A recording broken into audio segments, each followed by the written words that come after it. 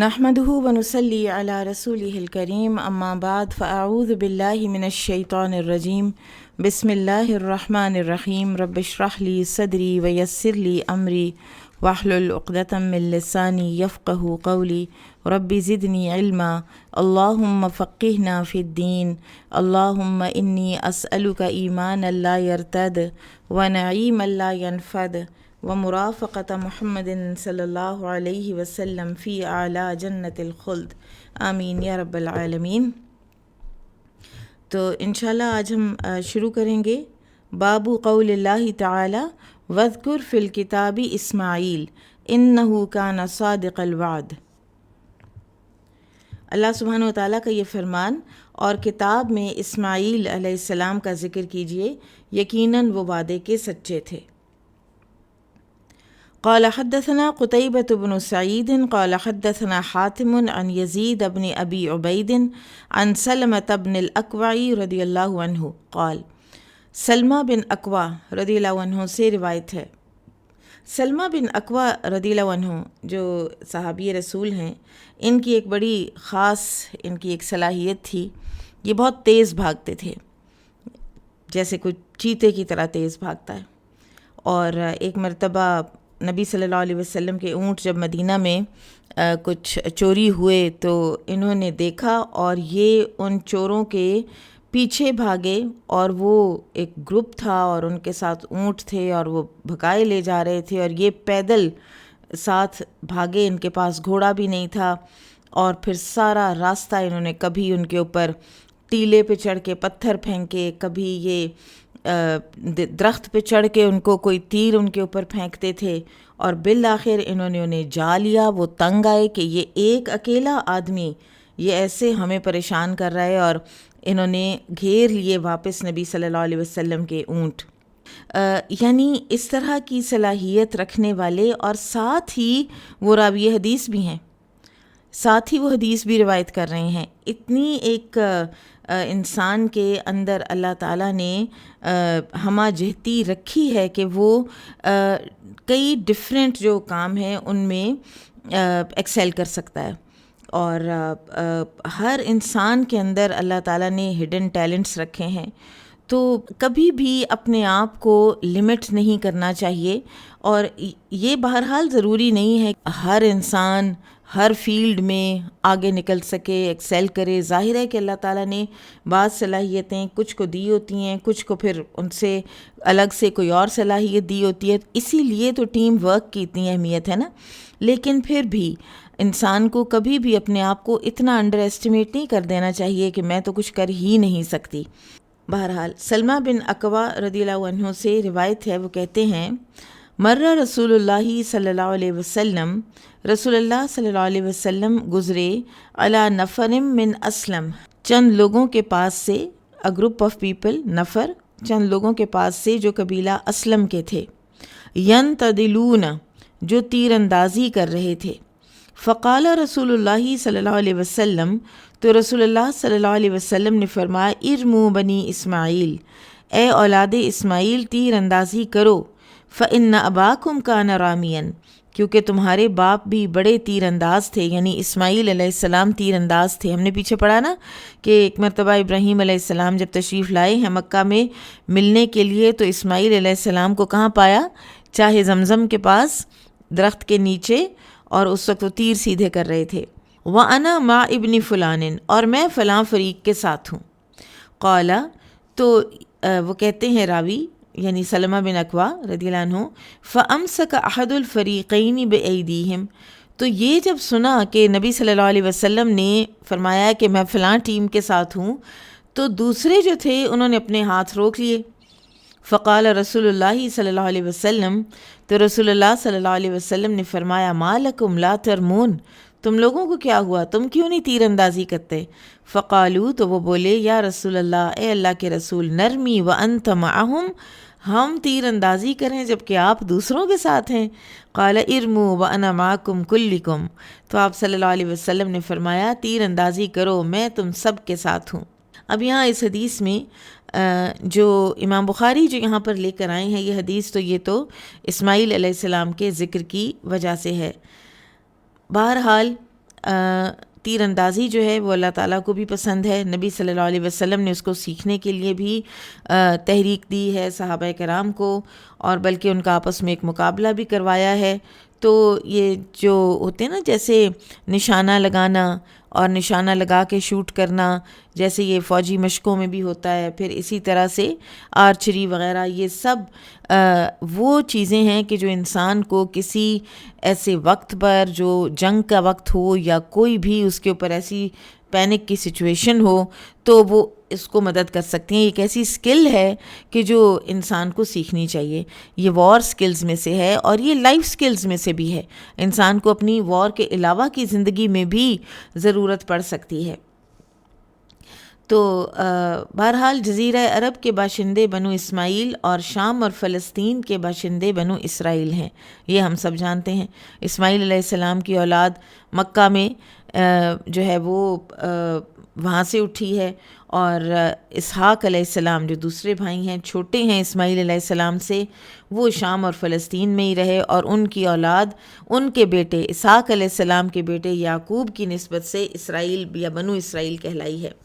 کیونکہ اسرائیل ان کا لقب تھا۔ تو اسماعیل علیہ السلام نے یمن کا ایک قبیلہ تھا جرہم، جو کہ پیور عربز تھے، تو ان سے عربی سیکھی، اور بہترین تیر ساز اور تیر انداز تھے آپ علیہ السلام۔ تو اس حدیث سے یہ بھی پتہ چلا کہ جیسے نبی صلی اللہ علیہ وسلم نے فرمایا کہ اے بنی اسماعیل تم لوگ تیر اندازی کرو، تمہارے باپ بڑے اچھے تیر انداز تھے، تو اس سے یہ پتہ چلتا ہے کہ باپ دادا کے اچھے کاموں کو عمل میں لانا باعث تعریف ہے، یعنی ان کی ویسے یہ کرتے رہنا کہ ہم تو فلاں کی اولاد ہیں اور وہ فلاں ایسے تھے وہ ویسے تھے، اور خود ان کے جیسا نہ ہونا اور انہی کے بارے میں قصیدے پڑھتے رہنا، یہ تو کوئی پسندیدہ بات نہیں ہے، لیکن پسندیدہ یہ ہے کہ اگر وہ اچھے تھے تو آپ بھی ان کے نقش قدم پہ چل کے آپ بھی ویسے بنیں، جیسا کہ نبی صلی اللہ علیہ وسلم نے یہاں پر یہ تحریک دلائی ہے۔ پھر اسی طرح سے اگلی بات یہ ہے کہ رسول اللہ صلی اللہ علیہ وسلم نے جب ایک ٹیم کی طرف سائیڈ لی تو دوسری ٹیم نے کہا کہ نہیں، پھر ہم نہیں لڑتے، یعنی ان کو یہ تھا کہ جس سائیڈ پہ نبی صلی اللہ علیہ وسلم ہے تو اس سائیڈ نے تو پھر اب جیتنا ہی جیتنا ہے، اور یا پھر یہ تھا کہ ہم اب اس سائیڈ کے ساتھ مقابلہ کر کیسے سکتے ہیں جس سائیڈ پہ نبی صلی اللہ علیہ وسلم ہے۔ تو آپ صلی اللہ علیہ وسلم نے ایک مرتبہ ایک بات کہی اور پھر اس کے بعد فرمایا کہ نہیں سارے تم لوگ کرو، میں سب کے ساتھ ہوں۔ تو ایک لیڈر کی حیثیت سے جب وہ یہ دیکھیں کہ کوئی کسی ایک کی طرف کوئی ٹلٹ، کچھ لوگ ہوں جو آپ کے ساتھ ہوں، اور ایک کی طرف یا ایک ٹیم کی طرف یا ایک انسان کی طرف ٹلٹ دیکھ کر دوسرے لوگ لیڈر کی اس چیز سے ذرا تھوڑے سے گھبرا رہے ہوں یا انکمفرٹیبل ہو رہے ہوں، تو اس کو چاہیے کہ فوراً اپنا جو ہے نا سب کے ساتھ اپنی خیر خواہی اور سب کے ساتھ اپنی جو ایک لیول آف کمفرٹ ہے اس کا اظہار کرے۔ پھر یہ ہے کہ یہ جو فریز ہے نا مر رسول اللہ صلی اللہ علیہ وسلم علی نفرن، کہ آپ صلی اللہ علیہ وسلم گزرے ایک گروپ آف پیپل کے پاس سے۔ اب آپ صلی اللہ علیہ وسلم تشریف کہیں لے جا رہے تھے، راستے میں یہ لوگ آپ کو ملے ہیں، تو راستے میں جب یہ لوگ آپ کو ملے ہیں تو آپ نے ان کے ساتھ انگیج کیا ہے۔ آپ کہیں اور جا رہے ہیں، ہو سکتا ہے آپ کسی اور کام سے جا رہے ہو، ظاہر ہے آپ صلی اللہ علیہ وسلم کی زندگی ساری کی ساری بہت فوکسڈ تھی۔ تو یہ ایک کانسیپٹ ہے پازیٹیو سائیکالوجی کا، انگیجمنٹ،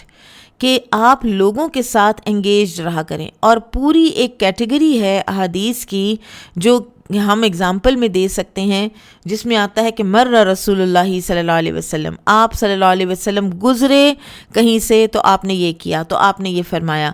اسی طرح ایک اور جگہ پہ آتا ہے نا کہ آپ صلی اللہ علیہ وسلم گزرے تو ایک نوجوان کو دیکھا وہ بکری کی کھال اتار رہا تھا، اس کو نہیں اتارنی آ رہی تھی، آپ رکے، آپ نے آستین چڑھائی، آپ نے اس کو باقاعدہ پوری وہ کھال اتار کر اس کو دکھائی کہ ایسے کیا کرو۔ اور اسی طرح بہت سی اور احادیث ہیں کہ جس میں یہ پتہ چلتا ہے کہ آپ صلی اللہ علیہ وسلم گزرتے گزرتے بھی کسی کو دیکھتے، کچھ ہوتا دیکھتے اور اس میں انگیج ہوتے، اور وہاں پہ کوئی بات کہنی ہوتی تو فرماتے، کچھ کر کے دکھانا ہوتا کر کے دکھاتے، یعنی ایک بالکل جیسے ہوتا ہے نا، آپ دیکھیں کہ آپ سڑک پہ جا رہے ہوں اور کوئی ڈسٹریس میں ہے تو کتنے لوگ ہیں جو رکتے ہیں، کتنے لوگ ہیں جو کنسرنڈ ہوتے ہیں، اور یہ انگیجمنٹ جتنا آپ انگیج کریں گے نا تو اتنی معاشرے کی ویل بینگ تو ہوگی، آپ کے اپنے اندر کی ویل بینگ بھی ہوگی، آپ اپنے اندر بھی اچھا محسوس کریں گے، آپ اپنے اندر بھی اکمپلشڈ محسوس کریں گے کہ میں نے کسی کے لیے کچھ کیا۔ تو یہ جو بالکل لیے دیے رہنا ہوتا ہے نا کہ کسی کی کوئی پرواہ نہیں، کسی کا کوئی چاہے آپ سفر میں ساتھی ہوں کسی کے، چاہے آپ کھا رہے ہیں تو الگ سے کھا رہے ہیں، نہ آپ کسی اور کو آفر کر رہے ہیں، نہ آپ کسی کا حال پوچھ رہے ہیں۔ تو جیسے وہ کہتے ہیں نا ایک خاتون جنہوں نے وہ کہتی ہیں کہ مجھے کچھ سمجھ نہیں آ رہی تھی کہ ساتھ والی جو تھی خاتون وہ بہت اس کا بچہ رو رہا تھا اور کچھ اس کو سمجھ نہیں آ رہی تھی، 2 یا 3 بچے تھے اس کے ساتھ، تو وہ کہتی ہیں کہ میں نے اس کا ایک بچہ جو ہے نا وہ اٹھا لیا، تھوڑی دیر کے لیے میں نے اٹھا لیا، اور دوسری اتنی شکر گزار ہوئی اور اس نے اپنے باقی بچوں کو اس نے اٹینڈ کر لیا ذرا بہتر طریقے سے۔ تو یہ چیزیں جو ہے نا یہ بہت انسانی معاشروں کے لیے اور اپنی پرسنالٹی کے لیے، اپنی شخصیت کی گرومنگ کے لیے بہت ضروری ہیں کہ آپ گزرتے بھی کوئی لوگ بیٹھے ہیں تو آپ ان کے اندر انگیج کریں، آپ ان سے بات کریں۔ اور سائیکالوجسٹ تو جو اگزامپل دیتے ہیں وہ یہ دیتے ہیں نا، وہ کہتے ہیں کہ آپ کہیں جا رہے ہیں اور سامنے سے کوئی اجنبی آ رہا ہے، کوئی اسٹرینجر آ رہا ہے، تو آپ اس کو صرف یہ کہہ دیں کہ آج آپ نے بڑی اچھی ٹائی پہن رکھی ہے، تو وہ کتنا خوش ہو جائے گا، وہ کتنا خوش ہو جائے گا، اور آپ کا کیا جائے گا، اچھا وہ بھی خوش ہوگا اور آپ کے اندر بھی ایک سیرینٹی، ایک طمانینت، ایک اطمینان، ایک سکون کی کیفیت آئے گی۔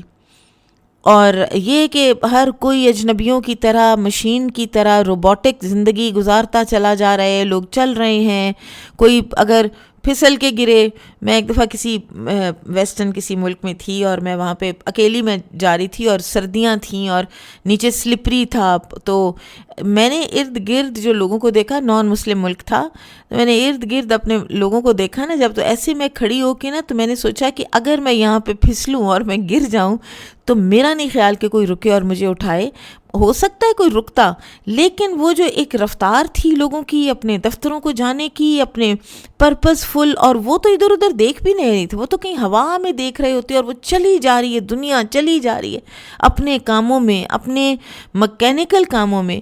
تو اتنے مصروف ہو گئے لوگ کہ کسی دوسرے کا کوئی خیال ہی نہیں۔ ایک بچی تھی جس کی شاید میں نے پہلے بھی آپ کو بتایا ہو کہ جس کو گھر سے فون آیا کسی ڈسٹریسنگ نیوز کا، وہ کہیں باہر کے کسی ملک میں پڑتی تھی، تو وہ کہتی ہے کہ میں اپنے کمرے میں سے نکلی اور میں باہر گراؤنڈ میں آ کے بیٹھی اور میں اتنا اونچی اونچی رو رہی تھی کہ، اور ارد گرد جتنے بھی لوگ تھے وہ ان کو یہ تھا کہ اٹس ہر پرسنل میٹر، کوئی ایک بھی نہیں رکا۔ تو یہ رکنا، لوگوں کے اندر انگیج ہونا، یہ لوگوں کو بہت اچھی فیلنگ دیتا ہے۔ آپ اگر ایز اے ٹیچر ہیں تو آپ گزرتے کوئی بچیاں کھیل رہی ہیں، آپ اتنا سا اگر کہہ دینا کہ لاؤ ذرا ایک بال مجھے بھی کرا دو، لاؤ ذرا ایک بال میں بھی پھینک لوں، اور بس اتنا سا کر کے آپ آگے چلے جائیں، آپ دیکھیں گے کہ کتنا ان کے لیے اور آپ کے اپنے لیے بھی یہ پازیٹیو ثابت ہوتا ہے۔ بہرحال لیے دیے رہنا اور بالکل اپنے آپ کو الوف کر لینا، آئسولیٹ کر لینا ارد گرد کے حالات سے، ارد گرد کے لوگوں سے، یہ سنت طریقہ نہیں ہے۔ باب قصۃ اسحاق بن ابراہیم النبی صلی اللہ علیہ وسلم، اللہ کے نبی اسحاق بن ابراہیم صلی اللہ علیہ وسلم کا قصہ۔ یہ ہم نے پیچھے پڑھا ہے نا کہ انبیاء کرام کے لیے آپ صلی اللہ علیہ وسلم بول سکتے ہیں، ٹھیک ہے۔ امام بخاری یہاں پر ابراہیم علیہ السلام، اسحاق بن ابراہیم علیہ السلام کے لیے لائے ہیں، اور ایک اور جگہ پر موسیٰ صلی اللہ علیہ وسلم بھی انہوں نے فرمایا ہے۔ فیہ ابن عمر و ابو ہریرہ عن النبی صلی اللہ علیہ وسلم، ان کے متعلق ابن عمر اور ابو ہریرہ رضی اللہ عنہم نبی صلی اللہ علیہ وسلم سے روایت کرتے ہیں۔ اب اسحاق بن ابراہیم علیہ السلام یہ کون ہے؟ یہ بھی ابراہیم علیہ السلام کے بیٹے ہیں، اور یہ سیدہ سارہ سے بیٹے ہیں، اور یہ وہ ہستی ہیں کہ جن کی خوشخبری لے کر فرشتے آئے تھے، اور سیدہ سارہ علیہ السلام ہنس پڑی تھیں اور انہوں نے کہا تھا کہ کیا میں بچہ پیدا کروں گی، میں بوڑھی ہو چکی ہوں۔ تو فرشتوں نے فرمایا تھا کہ کیا تم اللہ کے حکم سے تعجب کرتی ہو؟ رحمت اللہ وبرکاتہ علیکم اہل البیت، اے گھر والو اللہ کی رحمتیں اور برکتیں ہوں تم پر اے اہل البیت، اور یہاں سے اسی آیت سے پھر علماء کرام نے یہ ثبوت بھی لیا کہ جو ازواج ہوتی ہیں، جو بیوی ہوتی ہے، وہ بھی اہل البیت میں سے ہوتی ہے، کیونکہ کچھ لوگوں نے لیٹر آن یہ بھی کہنا شروع کر دیا تھا کہ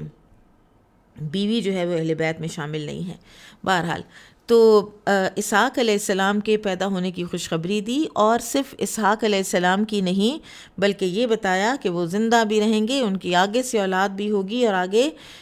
پوتے کی بھی خوشخبری دی، یعقوب علیہ السلام کی بھی خوشخبری دی بیک وقت۔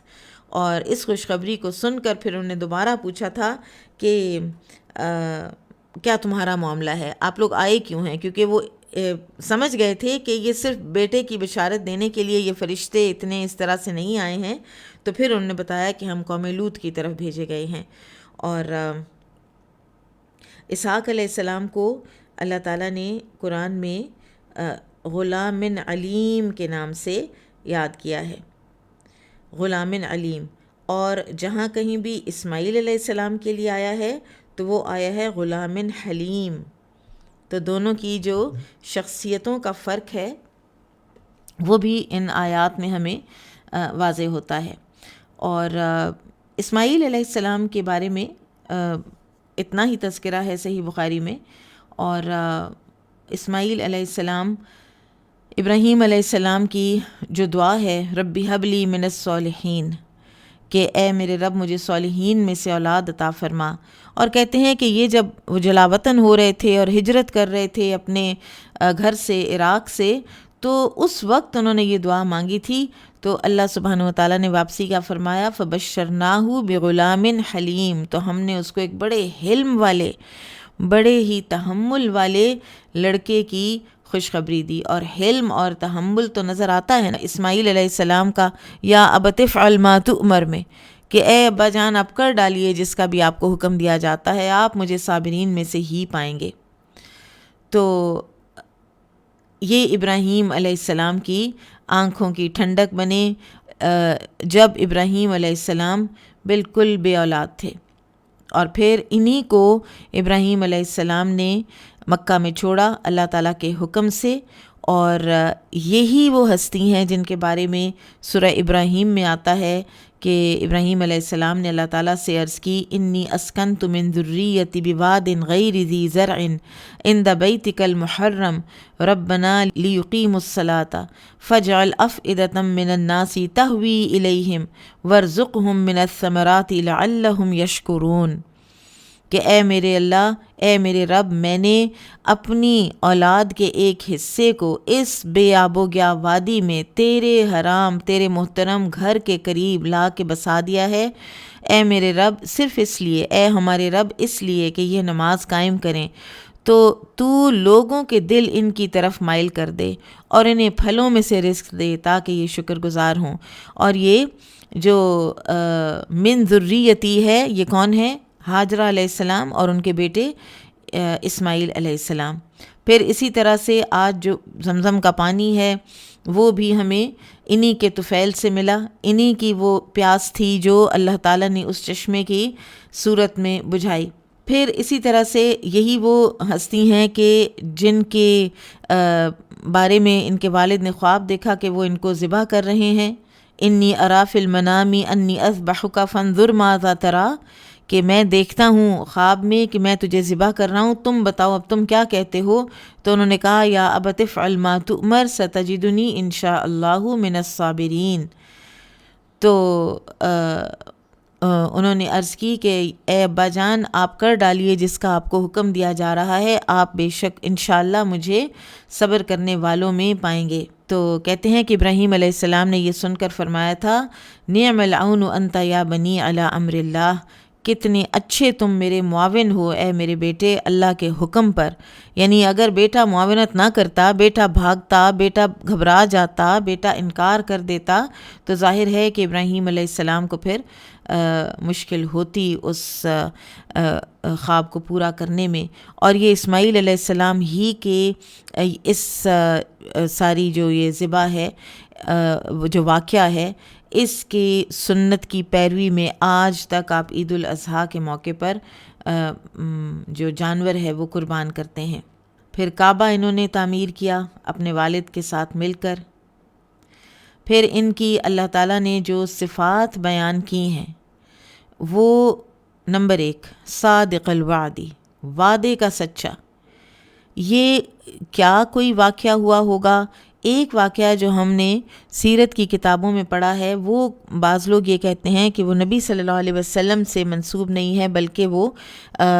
اسماعیل علیہ السلام سے منسوب ہو سکتا ہے وہ واقعہ، کہ جب کسی نے ان کو کوئی وعدہ کیا تھا کہ میں آپ ادھر ہی ٹھہریں اور میں آتا ہوں، اور پھر آپ علیہ السلام 3 دن وہاں پر ٹھہرے رہے، اور 3 دن بعد وہ آدمی جو ہے اس کا گزر ہوا دوبارہ، تو آپ کیونکہ اپنا وعدہ پورا کرنا تھا آپ نے کہ میں ادھر ہی رہوں گا جب تک کہ تم آتے نہیں ہو، تو آپ 3 دن وہاں ٹھہرے رہے، واللہ عالم۔ پھر اسی طرح سے کوئی اور واقعات بھی ہو سکتے ہیں، ایک انسان وعدے پورے کیا کرے اور نون ہو جائے وعدہ پورا کرنے کے لیے۔ آپ سوچیں کہ جو شخص نون ہو وعدہ پورا کرنے کے لیے تو کتنا ٹرسٹ وردی وہ ہو جاتا ہے۔ اور بعض اوقات ہم ایک بات کہہ دیتے ہیں کہ ہاں وہ میرے پاس ایک بک ہے میں آپ کو دوں گی۔ اب اگر آپ نے یہ کہہ دیا ہے کہ میں آپ کو دوں گی، اول تو یا تو یہ ہے کہ طویل خاموشی رکھیں، اپنی زبان کو لوز ٹاک سے بچائیں، لیکن اگر آپ نے ایک دفعہ کہہ دیا ہے پھر اس کے بعد وہ بندہ چاہے آپ کے اس کے ساتھ کوئی تعلقات میں اونچ نیچ ہوئی ہے، چاہے کچھ بھی ہوا ہے، کوئی بھی ڈیفیکلٹی آئی ہے، کوئی بھی ہرڈل آیا ہے اس وعدے کو پورا کرنے میں، لیکن وہ وعدہ پورا کریں۔ if you want to be known as صادق الوعد، اور یعنی جو بات کہیں اس بات کو پورا کریں۔ دوسری صفت جو اللہ سبحانہ و تعالیٰ نے اسماعیل علیہ السلام کی فرمائی ہے قرآن میں، وہ ہے رسول النبیہ، کہ وہ نبی بھی تھے اور وہ رسول بھی تھے۔ تیسری صفت یأمر اہلہ بالصلاۃ والزکاۃ، کہ وہ اپنے گھر والوں کو نماز اور زکوٰۃ کا حکم دیا کرتے تھے۔ اور اسی طرح سے چوتھی جو ان کی صفت قرآن میں آئی ہے وہ ہے عند ربہ مردیہ، وہ اپنے رب کے ہاں بڑے پسندیدہ تھے۔ سورہ مریم میں کہ اسماعیل علیہ السلام کے جو خصائل تھے، جو ان کے افعال تھے، جو ان کی صفات تھیں، وہ اور ان کے وعدے کا سچا ہونا، ان کا اپنے گھر والوں کو نماز اور زکوٰۃ کا حکم دینا، تو ان سب چیزوں نے ان کو اللہ تعالیٰ کے ہاں پسندیدہ بنا دیا تھا۔ اللہ سبحانہ و تعالیٰ ان برگزیدہ اور پاکیزہ ہستیوں کی ہمیں اتباع کرنے کی توفیق عطا فرما دے۔ اور یہ جو اسحاق بن ابراہیم علیہ السلام ہیں، ان کے بارے میں ایک بہت زیادہ کوئی واقعات ہمیں نہ قرآن میں ملتے ہیں نہ ہمیں حدیث میں ملتے ہیں۔ البتہ سورہ الصافات میں آتا ہے، اور ہم نے ابراہیم کو اسحاق کی خوشخبری دی جو صالح لوگوں میں سے نبی ہوگا۔ تو صالح کا لقب دیا اللہ سبحانہ و تعالیٰ نے اسحاق علیہ السلام کو، پھر اسی طرح غلام علیم کا لقب دیا، پھر اسی طرح سے ایک حدیث میں جو آگے ہم پڑھیں گے بھی صحیح، کہ یوسف علیہ السلام کو الکریم ابن الکریم ابن الکریم ابن الکریم کہا گیا ہے، تو یعنی یوسف بن یعقوب بن اسحاق بن ابراہیم، تو اسحاق علیہ السلام کے بھی مناقب میں سے یہ ہے اور ان کے فضائل میں سے ہے کہ ان کو بھی الکریم کہا گیا ہے، باعزت عمدہ انسان، بہت شرف والے انسان۔ تو رسول اللہ صلی اللہ علیہ وسلم نے یہ بھی فرمایا، ابو ہریرہ رضی اللہ عنہ سے روایت ہے کہ لوگوں میں سے زیادہ معزز خاندان یوسف علیہ السلام کا ہے، جو خود اللہ کے نبی تھے، اللہ کے نبی کے بیٹے، اللہ کے نبی کے پوتے اور اللہ کے نبی کے پڑ پوتے ہیں۔ یہ بھی بخاری ہی کی حدیث ہے، ہم آگے پڑھیں گے۔ اور یہ بھی سلسلۃ الذہب ہے، جیسے آپ اصول حدیث میں پڑھتے ہیں نا، تو یہ سنہری لڑی ہے، اور اس سنہری لڑی میں اسحاق علیہ السلام کا نام بھی موجود ہے، اور وہ یوسف علیہ السلام کے دادا ہیں۔ بابن ام کنتم شہداء اذ حضر یعقوب الموت اذ قال لبنیہ، کیا تم اس وقت موجود تھے جب یعقوب علیہ السلام پر موت کا وقت آیا، جب انہوں نے اپنے بیٹوں سے کہا ما تعبدون من بعدی، آگے آیت کا جو حصہ ہے نا کہ تم میرے بعد کس کی عبادت کرو گے، تو انہوں نے کہا تھا کہ ہم اس ایک الہ کی بندگی کریں گے جو آپ کا اور آپ کے باپ دادا ابراہیم، اسماعیل اور اسحاق کا الہ ہے، اور ہم اس کے فرما بردار ہیں۔ اچھا، یہاں پر ایک جو بہت اہم بات ہے وہ یہ ہے کہ یعقوب علیہ السلام کے بیٹے اسماعیل علیہ السلام کو یعقوب علیہ السلام کا باپ قرار دے رہے ہیں، کیونکہ چچا باپ کی طرح ہوتا ہے، چچا باپ کے برابر ہوتا ہے، اس کی ایک ہی نسبت ہوتی ہے، کیونکہ وہ جڑ ایک ہے، وہ روٹس ایک ہیں۔ تو لیٹر آن جو یہ مختلف جب ادیان بنے، اور خاص طور پر جو یہ بغض ہوا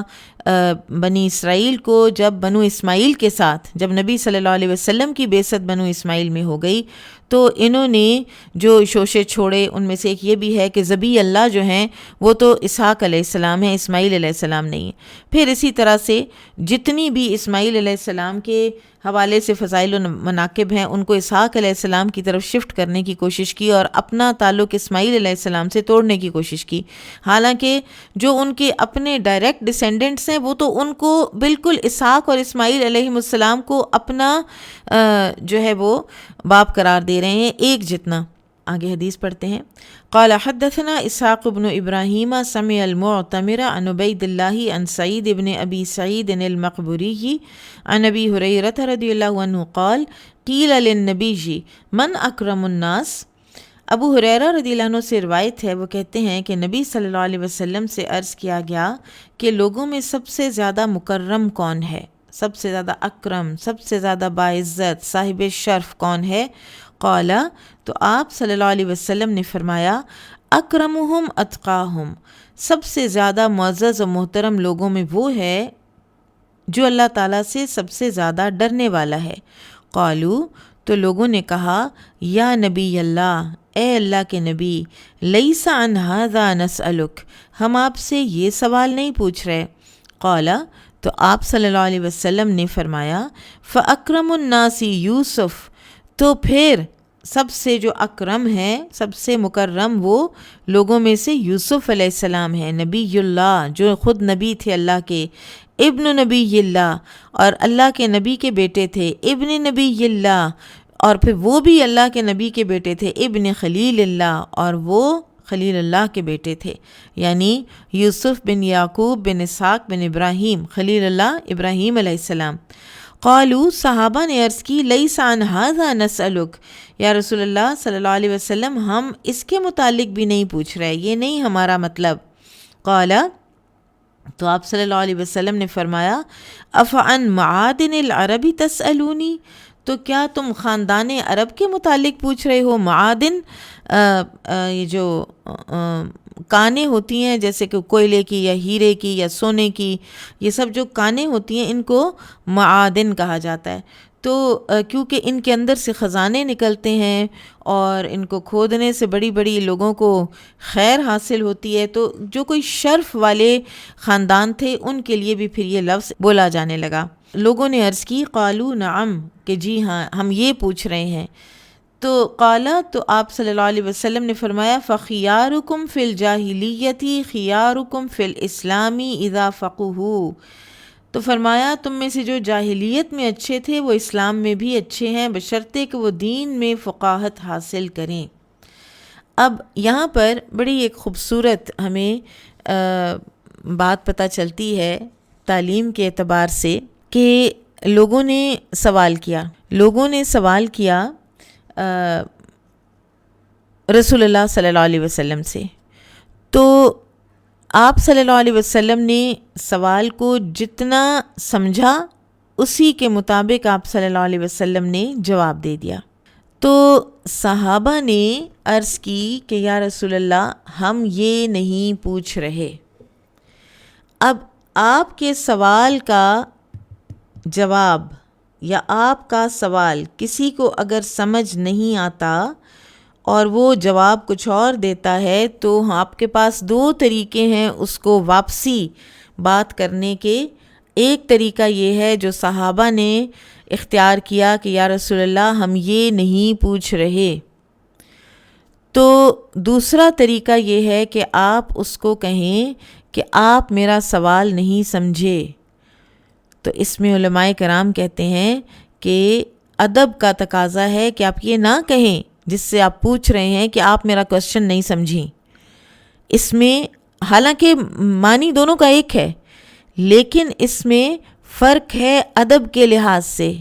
آپ کہیں کہ نہیں، شاید میں نہیں سمجھا پا رہی، یا رسول اللہ یہ نہیں ہم پوچھ رہے. ٹھیک ہے. اچھا پھر اس کے بعد یہ ہے کہ جتنا کوئی انسان سمجھتا ہے کہ اچھا یہ مجھ سے پوچھا گیا ہے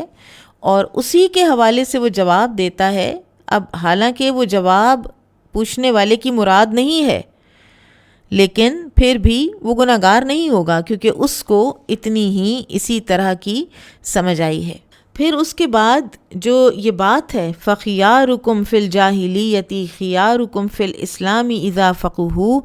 تو یہ بڑی ہی ایک ڈیپتھ والی اور حکیمانہ بات ہے کہ لوگوں میں ہڈن ٹیلنٹس ہوتے ہیں، لوگوں کے اندر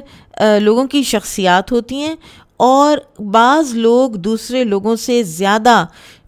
شرف اور کرم والے ہوتے ہیں، اور بعض لوگ جو کچھ ایسی صلاحیتیں اللہ تعالیٰ نے ان کو دے رکھی ہوتی ہیں اور ایسی کوالٹیز اللہ تعالیٰ نے ان کو انبورن دے رکھی ہوتی ہیں کہ جب وہ مسلمان ہوتے ہیں اور جب وہ دین کی سمجھ حاصل کر لیتے ہیں تو ان کی وہ صلاحیتیں اور پالش ہوتی ہیں اور زیادہ وہ دین کے لیے اور انسانیت کے لیے مشعل راہ بھی بنتی ہیں اور فائدہ مند بھی بنتی ہیں. اب اس میں کئی مثالیں آپ لے سکتے ہیں. عمر رضی اللہ تعالیٰ عنہ کے ڈسپلنری ہونے کا، ان کے آرگنائزڈ ہونے کا، ان کے غیرت مند ہونے کا. جب کفر پہ تھے تو کفر کی غیرت میں کتنے آگے تھے. جب اسلام کی فقاہت حاصل ہوئی تو پھر نبی صلی اللہ علیہ وسلم نے فرمایا کہ اگر میرے بعد کوئی نبی ہوتا تو عمر ہوتا، کیونکہ جو دین میں ان کو جو سمجھ آ جاتی تھی، ان کے اجتہادات مشہور ہیں، تو وہ ان کا ایک سیلینٹ فیچر تھا. ابو بکر صدیق رضی اللہ تعالیٰ عنہ صدیق تھے، سچے تھے. دور جاہلیت میں بھی ان کو جو کیریکٹرسٹکس تھے ان کے اور نبی صلی اللہ علیہ وسلم کے ایک جیسے بتائے جاتے ہیں کہ لوگوں کی خبرگیری کرنے والے اور لوگوں کا بوجھ اٹھا لینے والے اور مہمان کی خاطر تواضع کرنے والے. جب مسلمان ہوئے تو یہ فیکلٹیز دین کے لیے جب استعمال ہوئیں تو کیسے پورا گھر کا سامان بھی لا کے تو غزوہ تبوک کے موقع پر سامنے لا کے رکھ دیا. And so on and so forth. Khalid bin Walid رضی اللہ تعالیٰ عنہ کو دیکھ لیجئے، کیا جری بہادر، کس طرح کے وہ ہستی تھے، اور جب مسلمان ہوئے تو کیسا اللہ تعالیٰ نے ان کے ذریعے سے کام کروایا ہے اسلام کے لیے، یہاں تک کہ اللہ کے رسول صلی اللہ علیہ وسلم کی زبان مبارک سے سیف من سیوف اللہ کا لقب ملا. تو یہ ان بورن کچھ جو کوالٹیز ہوتی ہیں وہ دین کی سمجھ سے اور زیادہ پالش ہوتی ہیں، اور ان کا فائدہ بھی تب ہوتا ہے جب وہ فیکلٹیز دین میں استعمال ہوں. ورنہ کوئی جتنا بھی قابل ہوگا، جتنا بھی لائق ہوگا، اس کی فیکلٹیز اگر دین کے لیے استعمال نہیں ہو رہی، اس کو کوئی فائدہ نہیں دے رہی، یا وہ نون نہیں ہو رہا ایز اے گڈ مسلم کہ اس کے اندر یہ کوالٹیز ہیں، اور وہ بس زندگی گزارتا ہے، جیتا ہے اور اپنے کچھ کام کرتا ہے اور اپنی کچھ کمائیاں کرتا ہے، اپنی پرسنالٹی کی وجہ سے اپنے کریئر میں کہیں کا کہیں پہنچ جاتا ہے، تو وہ اس کی ہر چیز جو ہے نا بس اس کے پیروں کے گرد ہی گھومتی رہے گی، وہ اس کی دنیا میں ہی رہے گی، وہ آگے نہیں پہنچے گی، وہ اس کے لیے صدقہ جاریہ نہیں بنے گی، وہ اس کے لیے قیامت کے دن اس کے لیے جنت میں جانے کی ضامن نہیں ہو سکتی جب تک کہ وہ اس نے اللہ کی خاطر کیا نہیں ہے. تو لہٰذا اپنی صلاحیتیں اور لوگوں کی جو الناس کالمعادن میں ایک اور چیز بھی دیکھیے کہ جو معادن ہوتے ہیں نا، یہ ان میں لیئرز در لیئرز ہوتی ہیں. اب کھودتے جاتے ہیں، وہ مائنرز جو ہوتے ہیں نا، وہ کھودتے جاتے ہیں، ایک لیئر نکل آتی ہے کسی چیز کی جس کی بھی وہ کان ہو، اور پھر اس کے بعد مزید کھودتے ہیں ڈفرینٹ ڈائریکشنز میں. اب تو وہ ٹولز اتنے آ گئے ہیں کہ جس سے وہ ڈیٹیکٹ ہو جاتا ہے کہ یہاں پہ ہے سونا، یہاں گولڈ ہے، یہاں کول ہے، تو وہ پھر ادھر کو ڈگ کرتے ہیں اور ڈیپ ڈگنگ کرتے ہیں اور پھر کہیں جا کے کچھ اور نکل آتا ہے. تو انسانوں کی بھی لیئر در لیئر ان کی کوالٹیز جو ہیں وہ انویل ہوتی ہیں اذا فقہو، جب وہ دین کی سمجھ حاصل کرتے ہیں، جب وہ دین میں آ کے اپنا ٹھہراؤ اور اپنا ثبات بنا لیتے ہیں نا، تو پھر ان کی، آپ نے خود یہ بات شاید اپنے لیے بھی نوٹس کی ہو کہ آپ نے جب سے قرآن پڑھنا شروع کیا، آپ نے جب سے حدیث پڑھنی شروع کی، آپ نے جب سے دین پڑھنا شروع کیا، آپ جب سے تھوڑا سا نون ہونے لگ گئے ایز اے پرسن کہ جن سے کوئی دین کی بات پوچھی جا سکتی ہے، تو آپ اپنے آپ کو اگر کچھ سال پہلے سے کمپیئر کریں تو آپ دیکھیں گے کہ اچھا یہ صلاحیت بھی تھی میرے میں، اچھا میرے اندر یہ بھی تھا. تو یہ جو انفولڈ ہوتا ہے نا انسان کی پرسنالٹی کے ڈفرینٹ لیئرز، یہ اصل جو انفولڈنگ ہے یہ دین کرتا ہے. اور نیت کے اخلاص کے ساتھ اللہ کے ہو جائیں تو اللہ تعالیٰ نیت کے اخلاص کی وجہ سے انسان کے اندر ایسی صلاحیتیں پیدا کر دیتا ہے، اور ایسی اس کی ایگزسٹنگ صلاحیتوں کو جلا بخش دیتا ہے کہ وہ سوچ بھی نہیں سکتا تھا کہ میں کچھ عرصہ پہلے یہ کام بھی کر سکتی تھی. وہ ایک صحابی تھے نا، تو وہ آئے تھے نبی صلی اللہ علیہ وسلم کے پاس اپنے لوگوں کے ساتھ. تو وہ لوگ جو تھے وہ اترے اور وہ بھاگ کے مسجد نبوی آ گئے کہ ہم نبی صلی اللہ علیہ وسلم کو ملیں، ہم سے صبر نہیں ہو رہا. یہ گئے، انہوں نے پہلے سارے جانور باندھ کے انہوں نے اپنا لباس تبدیل کیا، یہ صاف ستھرے ہوئے، اور پھر یہ نبی صلی اللہ علیہ وسلم کی خدمت میں آئے. تو آپ صلی اللہ علیہ وسلم نے فرمایا کہ اللہ تعالیٰ نے تمہیں 2 ایسی صلاحیتیں اور ایسی خوبیاں دے رکھی ہیں، اور کہ جو یعنی قابل رشک ہیں، جو بہت اچھی ہیں. ایک حلم اور دوسرے انات، یعنی سوچ سمجھ کے ٹھہراؤ کے ساتھ کام کرنا. تو انہوں نے پوچھا تھا کہ یا رسول اللہ یہ میں نے خود اپنے اندر پیدا کی ہیں یا یہ میرے اندر ہیں پہلے سے؟ تو نبی صلی اللہ علیہ وسلم نے فرمایا یہ تمہارے اندر ہیں. تو انہی کو پھر جب دین میں استعمال کیا جائے تو پھر یہ انسان کے لیے بہت نفیس اس کی شخصیت کو بنا دیتی ہیں. انشاءاللہ آگے چلتے ہیں. بابن ولوطن اذ قال لقومه اتأتون الفاحشة الى قوله فساء مطر المنذرین. اللہ سبحانہ و تعالیٰ کا یہ فرمان کہ ہم نے لوط علیہ السلام کو بھیجا جب اس نے اپنی قوم سے کہا کیا تم بے حیائی پر اتر آئے ہو، تو ڈرائے گئے لوگوں پر پتھروں کی بدترین بارش برسائی گئی تھی. اب پوری آیت کا ترجمہ اس طرح سے ہے کہ لوط علیہ السلام نے جب اپنی قوم سے کہا کیا تم سمجھ رکھنے کے باوجود بدکاری کرتے ہو، کیا تم شہوت رانی کے لیے عورتوں کو چھوڑ کر مردوں کے پاس جاتے ہو، بلکہ تم تو جہالت کے کام کرتے ہو. چنانچہ ان کی قوم سے کوئی جواب نہ بن پایا سوائے اس کے کہ انہوں نے یہ کہہ دیا کہ لوط اور اس کے ساتھیوں کو اپنے شہر سے نکال دو، یہ بڑے پاک باز بنتے ہیں. چنانچہ ہم نے لوط اور اس کے گھر والوں کو بچا لیا ماں سوائے ان کی بیوی کے، جس کے لیے پیچھے رہ جانا ہم نے مقدر کر دیا تھا. ہم نے ان پر پتھروں کی بارش برسائی، کیسی بری بارش ان پر ہوئی جنہیں ڈرایا گیا تھا. لوط علیہ السلام ابراہیم علیہ السلام کے بھتیجے تھے اور ان کے ساتھ ہی ابراہیم علیہ السلام کے ساتھ ہی عراق سے نکلے تھے ہجرت کر کے، اور آپ کی قوم میں سے صرف لوط علیہ السلام ہی آپ پر ایمان لائے تھے. سارہ علیہ السلام کے علاوہ بس لوط علیہ السلام ہی تھے. اور جب وہاں سے نکلے اور پھر فلسطین آ کر آباد ہوئے تو ان کو اللہ تعالیٰ نے سدوم کے علاقے میں دعوت و تبلیغ کے لیے بھیجا تھا. اور یہ علاقہ ہے ادھر ہی، یعنی ڈیڈ سی کے قریب یا اسی کے نیچے اب یہ شہر جو ہیں یہ دفن ہے. اور ان کی جو دیگر برائیاں تھیں اس کے علاوہ ان کے اندر ہومو سیکشولیٹی کا مرض تھا، اور بلکہ کہا جاتا ہے کہ ان سے پہلے یہ کام کسی نے نہیں کیا، کیونکہ قرآن حکیم میں آتا ہے نا کہ تم وہ کام کر رہے ہو کہ جو عالم میں سے یعنی اس دنیا جہان میں سے کبھی کسی نے کیا نہیں ہے. اور ان کا ذکر اور ان کی قوم کا ذکر اور ان کے سارے افعال کا ذکر جو ہے وہ سورہ اعراف میں، ہود، شعراء، نمل، صافات وغیرہ میں موجود ہے. تو اس قوم پر اللہ تعالیٰ کے 4 عذاب آئے تھے. پہلے انہیں اندھا کیا گیا، پھر سخت چنگھاڑ سے ان کے دل پھٹے. وہ کہتے ہیں، وہ بائبل کا بیان ہے کہ فرشتے ہی جو آئے تھے نا، جن کے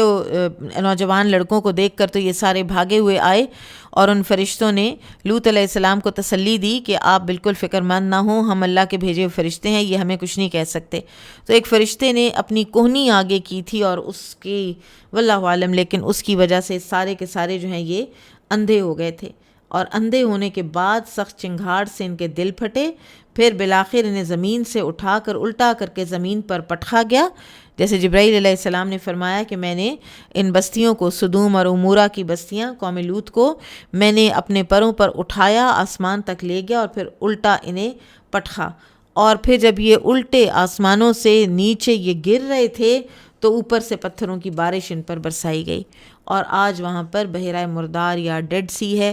اس کا پانی بھی بدبودار ہے، اس کے اندر سالٹ کا کنٹینٹ بہت زیادہ ہے، اس لیے وہاں پر وہ اتنا ڈینس ہے، وہ کہتے ہیں وہ پانی ہے ہی نہیں، وہ اتنا ڈینس ہے کہ اس کے اندر کوئی بھی ہوگا تو وہ ڈوبتا نہیں ہے، کوئی بھی جاتا ہے، اور اگر کوئی اس کے اندر ایک چونچ بھی کوئی پانی کی پی لے یا پرندہ یا کچھ تو وہ فوراً مر جاتا ہے، کیونکہ اس کے اندر اتنا زیادہ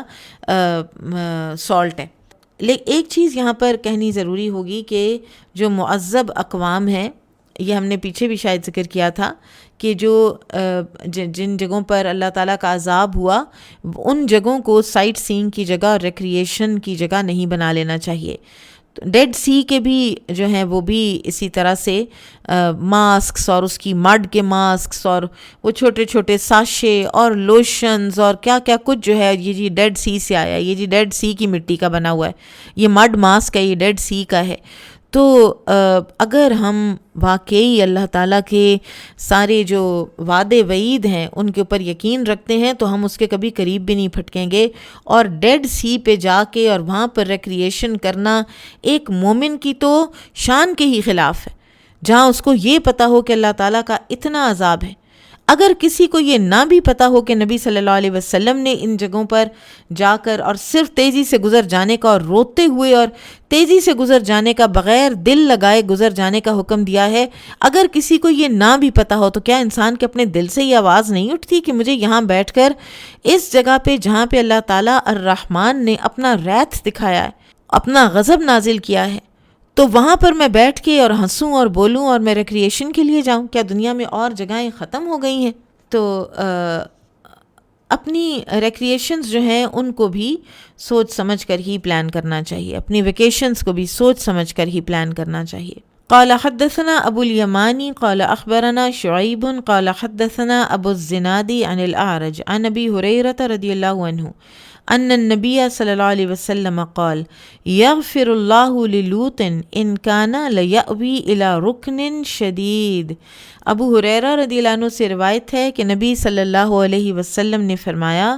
اللہ تعالیٰ لوط علیہ السلام پر رحم فرمائے، وہ ایک مضبوط رکن کی پناہ لینا چاہتے تھے۔ لوط علیہ السلام عراق کے باشندے تھے، وہاں سے ابراہیم علیہ السلام کے ساتھ وہ ہجرت کر کے نکلے، اور جب یہاں تشریف لائے تو صدوم کی بستی میں، اور اتنی ڈھیٹ اور اتنی یعنی حیا باختہ اور حیا سے آری ایک بستی میں ان کو نبی بنا کر بھیجا گیا، اور ساتھی ان کا وہاں تھا کوئی نہیں، اپنا قبیلہ وہاں ان کے پاس تھا کوئی نہیں۔ تو جب فرشتے آئے تھے نوجوان لڑکوں کی صورت میں ان کے پاس، ابراہیم علیہ السلام کو اسحاق علیہ السلام کی خوشخبری دینے کے بعد جب وہ ان کے پاس آئے تو وہ بڑے پریشان ہوئے کہ، اور اپنی کیونکہ قوم کا ان کو حال تو پتہ تھا، تو وہ بڑے پریشان ہوئے اور انہوں نے کہا کہ کاش کہ میں تمہارا مقابلہ اپنی قوت بازو سے کر سکتا یا کسی مضبوط سہارے کی طرف پناہ لیتا، الی رکن شدید۔ تو جب انہوں نے یہ کہا تو دراصل ان کا کیا معنی تھا، اس کے دو معنی کیے گئے ہیں۔ ایک تو یہ کہ رکن شدید سے مراد انہوں نے اللہ تعالیٰ کی مدد مانگی کہ میں مضبوط سہارے کی پناہ لیتا ہوں، یہ سورہ ہود ہے آیت نمبر 80۔ دوسرا معنی اس کا یہ کیا گیا ہے کہ ان کے پاس کوئی نہیں تھا، وہ تنہا تھے، حتیٰ کہ گھر کے اندر ان کی بیوی بھی ان کی ساتھی نہیں تھی، اپنی قوم کی ساتھی تھی،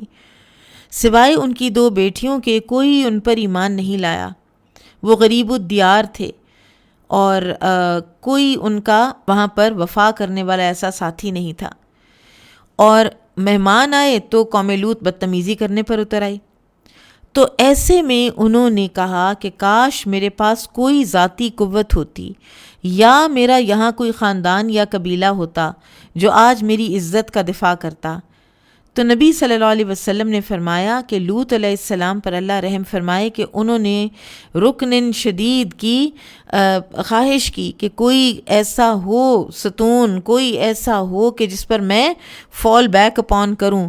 کوئی جو میرا قبیلہ ہو، کوئی جو مجھے یہاں پر اس وقت پروٹیکٹ کرے یا میری خاطر ان لوگوں سے کوئی بات کرے۔ تو آپ صلی اللہ علیہ وسلم نے فرمایا، مفہوم ہے حدیث کا، کہ اس کے بعد جتنے بھی نبی اللہ تعالیٰ نے بھیجے ہیں وہ سب بڑے جتھے اور قبیلے والے تھے، جیسا کہ نبی صلی اللہ علیہ وسلم خود بنو ہاشم سے تھے، اور بنو ہاشم نے کیسے شیب ابی طالب میں آپ کا ساتھ دیا ہے اور تھرو آؤٹ آپ کا ساتھ دیا ہے، چاہے ان میں سے کچھ لوگ لیٹ مسلمان ہوئے ہیں لیکن ساتھ آپ کا دیا ہے۔ پھر آپ دیکھیں اسی طرح شعیب علیہ السلام کے ساتھ یہ ہوا تھا نا، ان کا خاندانی اثر و رسوخ تھا، تو جو ان کے ارد گرد جو ان کے دشمن بن گئے تھے سارے ان کو نہ ماننے والے، تو انہوں نے کہا تھا اگر تمہاری برادری نہ ہوتی تو ہم تمہیں سنسار کر دیتے، اگر تمہاری برادری نہ ہوتی۔ اور برادری جو ہے یہ اللہ تعالیٰ نے بڑی چیز بنائی ہے، اور یہ بعض اوقات پھر انسان نے غلط بھی کیا ہو تو انسان کو پروٹیکٹ کرتی ہے۔ بہرحال وہ تو ایک علیحدہ ڈیبیٹ ہے کہ یہ کرنا چاہیے یا نہیں، لیکن انسانوں کے جو خاندان ہوتے ہیں، برادری ہوتی ہے، اسی لیے تو صلہ رحمی کا اتنا حکم ہے نا، اپنے رشتوں کو تر رکھو، ملنے جلنے کے ساتھ، اور ایک دوسرے کو یعنی اس کی مشکل میں اس کا ساتھ دینا، خوشی غمی میں ان کا ساتھ دینا۔ تو یہ سب چیزیں جو ہیں یہ ذات اور برادری انسان کو ہیلپ آؤٹ کرتے ہیں۔ تو لوط علیہ السلام نے اس وقت اسی کی خواہش کی تھی۔ امام نووی فرماتے ہیں کہ جب لوط علیہ السلام اپنے مہمانوں کا حال دیکھ کر گھبرائے تو اس وقت فرمایا وہ کسی مضبوط سہارے کی پناہ لینا چاہتے ہیں۔ یہ بھی ممکن ہے کہ انہوں نے در پردہ اللہ کی پناہ ہی حاصل کی ہو، لیکن معذرت خواہی کے طور پر مہمانوں کے سامنے یہ کلام ظاہر کیا ہو۔ اس کے بعد فرشتے بھی خاموش نہ رہ سکے اور کہنے لگے آپ اتنے پریشان نہ ہوں، ہم لڑکے نہیں بلکہ اللہ تعالیٰ کے بھیجے ہوئے فرشتے ہیں، یہ لوگ ہمیں چھیڑنا تو درکنار تمہارا بھی کچھ نہیں بگاڑ سکیں گے۔ جب رات کا کچھ حصہ گزر جائے تو آپ اپنے گھر والوں کو لے کر اس بستی سے نکل جائیں اور تم میں سے کوئی بھی پیچھے مڑ کر نہ دیکھے، البتہ تمہاری بیوی پر وہی گزرنا ہے جو ان پر گزرے گا، ان پر عذاب کے لیے صبح کا وقت مقرر ہو چکا ہے۔ چنانچہ پھر انہیں صفحہ ہستی سے مٹا دیا گیا۔ باب فلما جاء آل لوط المرسلون قال انکم قوم منکرون۔ اللہ سبحانہ و تعالیٰ کا یہ فرمان، جب یہ فرشتے لوط علیہ السلام کے گھر آئے تو لوط علیہ السلام نے ان سے کہا تم تو اجنبی معلوم ہوتے ہو۔ آگے امام بخاری رحمہ اللہ نے اپنی عادت شریفہ کے مطابق کچھ الفاظ ایسے دیے ہیں کہ جو آئے ہیں اس کانٹیکسٹ میں قرآن میں، اور ان کی عربی لغت میں ان کے جو معنی ہیں وہ بیان کیے ہیں۔ بِرُكْنِهِ بِمَن مَّعَهُ لِأَنَّهُمْ قُوَّتُهُ، بِرُكْنِهِ، اور یہاں پہ یہ فرعون کے لیے ہے، فرعون اپنے ساتھیوں سمیت کیونکہ وہ اس کی طاقت تھے۔ ٹھیک ہے، یہ رکن شدید میں رکن کی تشریح کرتے ہوئے امام بخاری رحمہ اللہ یہ الفاظ لے کر آئے ہیں۔ ٹھیک ہے، ترکنو تمیلو، ترکنو تم جھکو، تمیلو، فَأَنْكَرَهُمْ وَنَكِرَهُمْ، فَأَنْكَرَهُمْ وَنَكِرَهُمْ وَاسْتَنْكَرَهُمْ وَاحِدٌ، اور استنکرہم کے معنی ایک ہی ہیں، یعنی انہیں اجنبی خیال کیا۔ یہرعون یسرعون، یہرعون کے معنی ہیں تیزی سے دوڑتے ہوئے۔ دابر آخر، دابر اس کی جڑ یا آخری انسان۔ صیحتن ہلاکتن، صیحتن ہلاکت خیز دھماکہ۔ للمتوسمین للناظرین، للمتوسمین صاحب بصیرت لوگوں کے لیے، وسیم سے ہے یہ واو سین میم، انٹیلیجنٹ لوگ، للناظرین صاحب بصیرت لوگوں کے لیے۔ لبسبیل لبطریق، لبسبیل شارع عام۔ تو یہ وہ الفاظ ہیں جو ان صورتوں میں ہیں جن میں لوط علیہ السلام اور ان کی قوم کا تفصیلی ذکر کیا گیا ہے۔ قال حدثنا محمود قال حدثنا ابو احمد قال حدثنا سفیان عن ابی اسحاق عن الاسود عن عبد الله رضی اللہ عنہ قال قرأ النبی صلی اللہ علیہ وسلم فهل من مدکر۔ عبداللہ بن مسعود رضی اللہ عنہ سے روایت ہے، انہوں نے کہا نبی صلی اللہ علیہ وسلم نے فہل من مدکر پڑھا تھا۔ تو یہ آیت جو ہے یہ لوط علیہ السلام کے واقعے کے بعد آئی ہے، تو اس لیے امام بخاری اس کو یہاں لے آئے ہیں کہ اس کو مدکر پڑھا جائے گا، کیونکہ یہ تا اور ذال کا ادغام ہے اصل میں، ٹھیک ہے، اور وہ دال میں تبدیل ہوا ہے۔ اللہ سبحانہ وتعالیٰ کا فرمان ہے قوم لوط نے بھی ڈرانے والوں کو جھٹلایا تو ہم نے ان پر پتھر برسائے، مگر لوط کے گھر والوں کو ہم نے سحری کے وقت بچا کر وہاں سے نکال دیا۔ اس واقعے کے آخر میں ہے پھر کیا ہے کوئی نصیحت حاصل کرنے والا؟ بس اسی مناسبت سے امام بخاری رحمہ اللہ نے اس حدیث کو یہاں پر بھی ذکر کیا ہے۔ بابن ام کنتم شہداء اذ حضر یعقوب الموت، اللہ سبحانہ و تعالیٰ کا فرمان، کیا تم اس وقت موجود تھے جب یعقوب علیہ السلام کو موت آئی؟ قال حدثنا اسحاق بن منصور قال اخبرنا عبد الصمد قال حدثنا عبد الرحمن بن عبد الله عن نبيه عن ابن عمر رضی اللہ عنہما عن النبی صلی اللہ علیہ وسلم انہ قال الکریم ابن الکریم ابن الکریم ابن الکریم یوسف بن یعقوب بن اسحاق بن ابراہیم علیہم السلام۔ ابن عمر رضی اللہ عنہما سے روایت ہے، وہ نبی صلی اللہ علیہ وسلم سے بیان کرتے ہیں کہ آپ نے فرمایا کریم بن کریم بن کریم یوسف بن یعقوب بن اسحاق بن ابراہیم ہے۔ اس حدیث میں یعقوب علیہ السلام کا ذکر ہے۔ کریم النفس باپ کے بیٹے تھے، کریم النفس دادا کے پوتے تھے، اور کریم النفس خود تھے، اور کریم النفس بیٹے کے باپ تھے۔ آپ دیکھیں صبر اور تحمل کے ساتھ دین کے اوپر جمے رہنا کتنا انسان کو ان دی اینڈ بلیس کر دیتا ہے، کتنا وہ بلیس ہو جاتا ہے۔ یہاں پہ بات اگر کی جائے سارہ علیہ السلام کی، اپنے شوہر کی سائیڈ لینا، اپنے شوہر کو آگ میں ڈلتے ہوئے دیکھنا، اپنے شوہر کے لیے ہر طرح کی قربانی دینے کو تیار ہو جانا، ان کا ساتھ دینا، گھر سے نکل جانا، اور پھر وہ جو مصر کے بادشاہ والی آزمائش تھی، پھر ہجرت کی صعوبتیں، پھر کیا بھوک ہوگی، کیا پیاس ہوگی، اور پھر اس ساری چیز کے ساتھ ساتھ بے اولادی تھی، اور لمبی بے اولادی تھی، اور پھر ایونچولی اللہ سبحانہ و تعالیٰ نے کس طرح ان کو بلیس کیا ہے کہ آج کے دن تک سارہ علیہ السلام کے بطن سے پیدا ہوا وہ بیٹا وہ کریم ہے، اور ان کا پھر آگے بیٹا کریم ہے، پھر آگے بیٹا کریم ہے۔ اور اللہ سبحانہ و تعالیٰ اس طرح اپنے بندوں کو، وہ کہتے ہیں نا وَكَذَلِكَ نَجْزِي الْمُحْسِنِينَ، اس طرح ہم احسان کرنے والوں کو جزا دیتے ہیں۔ یعقوب علیہ السلام کے بھی کچھ مناقب دیکھ لیں۔ یعقوب علیہ السلام، ایک تو یہ جو سلسلۃ الذہب ہے انبیاء کرام کا، کریم ابن الکریم ابن الکریم ابن الکریم، اس کا ایک حصہ ہے۔ پھر اسی طرح سے یعقوب علیہ السلام کا صبر آزمائش پر، وہ اتنا حیرت انگیز ہے، اور ان کی جو ہیومننیس ہے وہ بھی اس کے اندر موجود ہے۔ وہ دکھی ہیں، وہ غمگین ہیں، وہ پریشان ہیں، وہ بیٹے کے لیے اداس ہیں، لیکن کہیں بھی انہوں نے اپنا جو ایک معیار ہے اخلاق کا اس کو نیچے نہیں آنے دیا، نہ اپنے ان بیٹوں کے ساتھ جن بیٹوں کا ان کو پتہ تھا کہ یہی یوسف کے ساتھ کچھ غلط کرائے ہیں، اور نہ ہی اللہ تعالیٰ کے ساتھ کہیں ان کو بدگمانی ہوئی ہے۔ پھر اسی طرح سے جو یعقوب علیہ السلام نے وقتاً فوقتاً اپنے بچوں کو نصیحتیں کی ہیں، ان نصیحتوں سے یہ پتہ چلتا ہے کہ کس طرح وہ ایک کنسرنڈ باپ تھے، اور کس طرح وہ اپنے بچوں کو تربیت کرتے تھے۔ مثلاً انہوں نے اپنے بچوں کو حسن توکل کی تعلیم دی، توکل کے بارے میں بتایا، اور فرمایا ان الحکم الا للہ علیہ توکلت وعلیہ فلیتوکل المتوکلون۔ پھر اسی طرح سے جب اپنی اولاد کے سامنے آپ یہ کہتے ہیں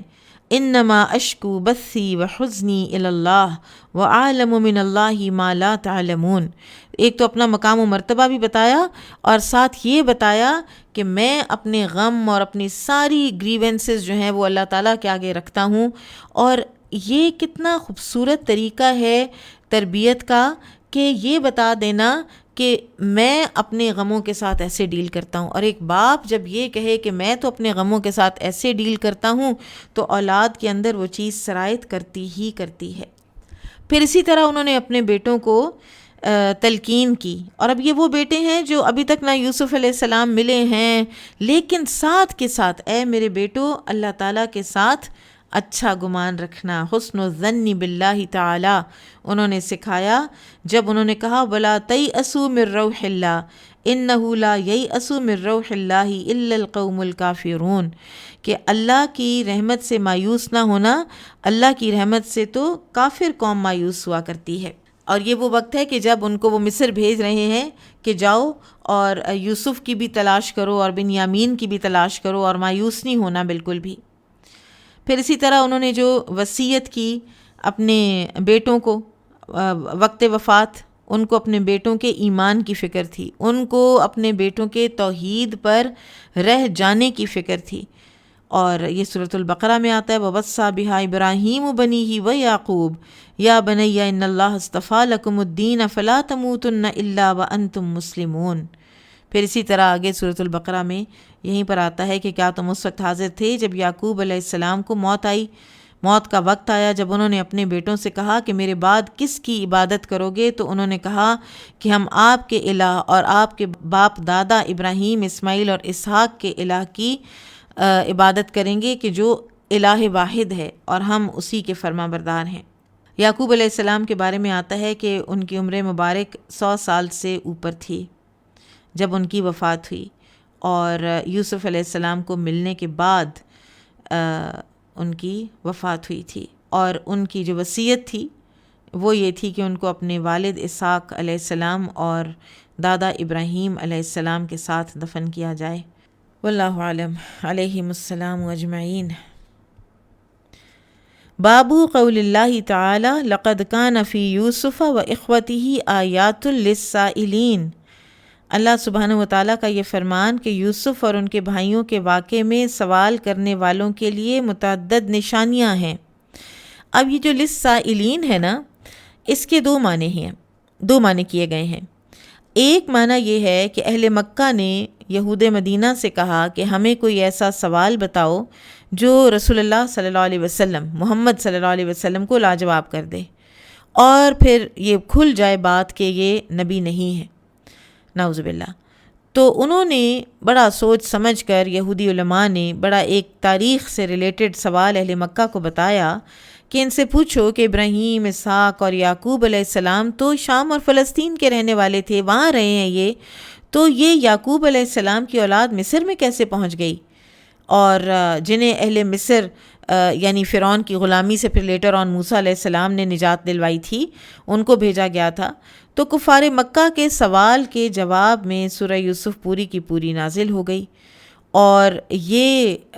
سوال ایسا تھا کہ جس کے جواب سے رسول اللہ صلی اللہ علیہ وسلم پہلے سے آگاہ نہیں تھے، اور نہ ہی اہل مکہ میں سے کسی کو اس کا علم تھا۔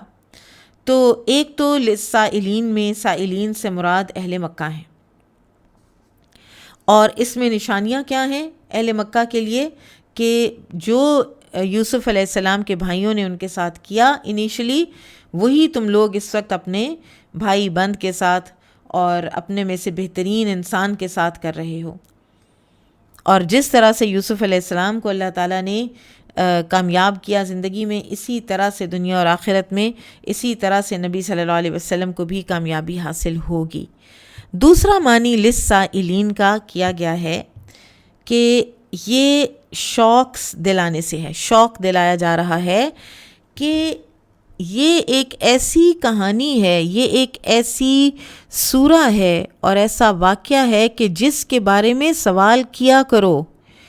اور یہ ایک ایسی آیات عظیمہ ہے یہ سورہ کہ اس کے بارے میں سوال کیا جاتا ہے، اور اس میں کتنے فوائد ہیں، کتنا کچھ اس میں سبق حاصل ہوتے ہیں۔ اور بہت سے لوگوں نے، جیسے ایک شیخ عبد الرحمن السعدی نے عربی کا ایک رسالہ لکھا ہے فوائد مستنبطہ من قصۃ یوسف، تو یعنی وہ فوائد جو حاصل ہوتے ہیں قصہ یوسف علیہ السلام سے۔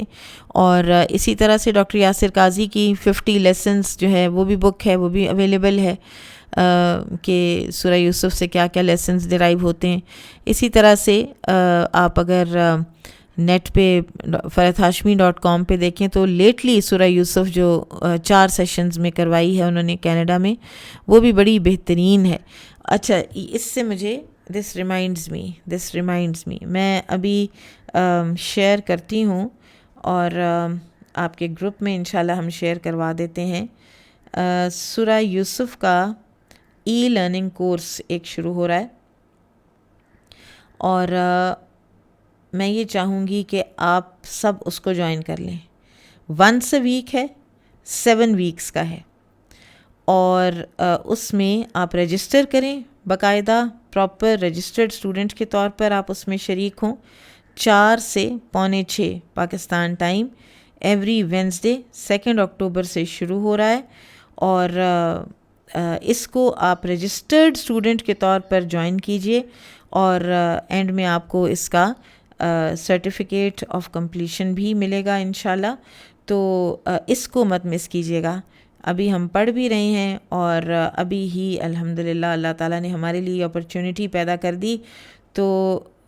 اس کی آپ کی بہت اچھی ریویژن ہوگی. اس میں آپ کے کوئزز بھی ہوں گے، اس میں بہت سا آپ کو جو ہے لرن کرنے کو اور سیکھنے کو مٹیریل ملے گا. بہرحال اگلی حدیث جو ہے وہ وہی ہے جو ہم پیچھے پڑھ بھی آئے ہیں. قال حدثني عبید بن اسماعیل عن ابی اسامۃ عن عبید اللہ قال اخبرنی سعید بن ابی سعید عن ابی ہریرۃ رضی اللہ عنہ سئل رسول اللہ صلی اللہ علیہ وسلم من اکرم الناس قال اتقاهم للہ قالوا ليس عن هذا نسألك قال فأكرم الناس يوسف نبی اللہ ابن نبی اللہ ابن نبی اللہ ابن خلیل اللہ قالوا ليس عن هذا نسألك قال فعن معادن العرب تسألونني الناس معادن خيارهم في الجاهلية خيارهم في الإسلام إذا فقهوا. أخبرنا محمد بن سلام أخبرني عبدة عن عبيد الله عن سعيد عن أبي هريرة رضي الله عنه عن النبي صلى الله عليه وسلم بهذا. ابو ہریرہ رضی اللہ عنہ سے روایت ہے کہ رسول اللہ صلی اللہ علیہ وسلم سے دریافت کیا گیا، لوگوں میں کون سب سے زیادہ معظم ہے؟ آپ صلی اللہ علیہ وسلم نے فرمایا جو اللہ تعالیٰ سے زیادہ ڈرنے والا ہے. انہوں نے کہا ہم نے اس کے متعلق نہیں پوچھا. آپ نے فرمایا لوگوں میں سب سے زیادہ قابل احترام اللہ کے نبی یوسف بن نبی اللہ بن خلیل اللہ ہیں. انہوں نے کہا ہم نے اس کے متعلق عرض نہیں کیا. آپ نے فرمایا تم خاندان عرب کے متعلق سوال کرتے ہو، لوگ تو معدنوں کی طرح ہیں، جو زمانہ جاہلیت میں اچھے تھے وہ اسلام میں بھی اچھے ہیں، بشرطے کہ وہ دین میں فقاہت حاصل کریں. محمد بن سلام نے بھی اپنی سند کے ساتھ بواسطہ ابو ہریرہ نبی صلی اللہ علیہ وسلم سے اسی طرح بیان کیا ہے. یہ جو دین کی فقاہت ہے اس کے بارے میں نبی صلی اللہ علیہ وسلم نے فرمایا من یرد اللہ بہ خیرا یفقہہ فی الدین، جس کے لیے اللہ تعالیٰ خیر کا ارادہ کر لیتے ہیں تو اس کو دین میں سمجھ بوجھ عطا فرما دیتے ہیں. باقاعدہ دین کا مزاج، دین کی سمجھ بوجھ سے بائی دا وے یہ مراد نہیں ہے کہ آپ کی ٹپس کے اوپر مسائل ہوں، وہ ایک لیول ہے، صرف وہ ایک نالج کا لیول ہے، ورنہ دین کا جو اصل مزاج ہے وہ جان لینے سے جو آپ کی اپنی شخصیت میں تبدیلی آئے گی وہی تو خیر ہے آپ کے لیے. ورنہ اگر آپ صرف اور صرف کوئی ریچولسٹک مسلمان ہوئے اور آپ کو مسائل آپ کی ٹپس کے اوپر ہوئے لیکن وہ آپ کی شخصیت کا حصہ نہ بنا وہ دین، تو پھر وہ خیر تو نہیں ملی نا، پھر اس کا مطلب ہے کہ دین میں تفقہ نہیں ملی. انشاءاللہ آج ہم اتنا ہی پڑھیں گے. بارک اللہ فیکم. سبحانک اللہم و بحمدک اشہد ان لا الہ الا انت استغفرک و اتوب الیک.